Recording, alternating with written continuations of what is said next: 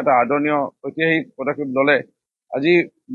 মহিলাসকল স্বাভাৱিক পুৰুষসকলৰ পৰা অকণমান হ'লেও তেওঁলোকে ভয়ত থাকে আৰু ভয়ত থাকি পেলাই নিজকে বেছিকে সাজি কাচি থাকিব বিচাৰে আৰু মানে বেছিকে সাজি কাচি আৰু তাত খৰচাও বেছি হৈ যায় আৰু যেনে আমাৰ পুৰুষে যদি আমি সাজি কাচি হৈ নাথাকো দেখিবলৈ ধুনীয়া হৈ নাথাকো বেলেগ আকৌ মহিলাক যদি চকু দিয়ে আমাৰ কি হ'ব কিন্তু সেইটো বন্ধ কৰি দিলে মানে খেল খতম কৰি দিলে হেমন্ত বিশ্ব শৰ্মা ডাঙৰীয়াই পুৰুষসকলৰ মুদা মৰিলে বুলি ক'ব পাৰি বা খেল খতম আৰু এতিয়া বেলেগ আৰু মহিলাক চাব নোৱাৰে চাব পাৰিব এনেই আৰু লাগি চাব পাৰিব কিন্তু বিয়াটো পাতিব নোৱাৰিব সেইটো সেইকাৰণে মহিলাসকল বেছিকে আজি 128 জনৰ মাজৰ পৰা প্ৰায় 100 জনতকে অধিক মহিলাই আমাৰ ভাৰতীয় জনতা পাৰ্টি দলত যোগদান কৰিছে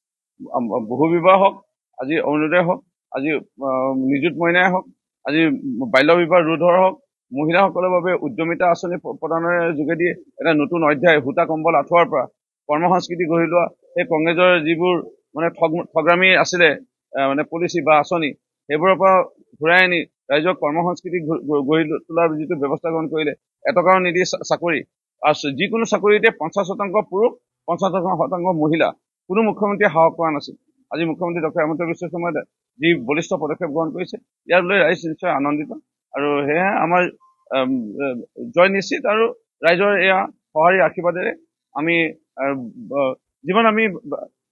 ভাবিছিলো যে আমাৰ অকমান ক'ৰবাত আহিব নেকি প্ৰত্যাহ্বান সেইখিনি কোনো প্ৰত্যাহ্বানৰ কথা নাহে এতিয়া আমি খুব এটা মুকলি মনৰ এটা আমি নিৰ্বাচনলৈ আগবাঢ়ি গৈছো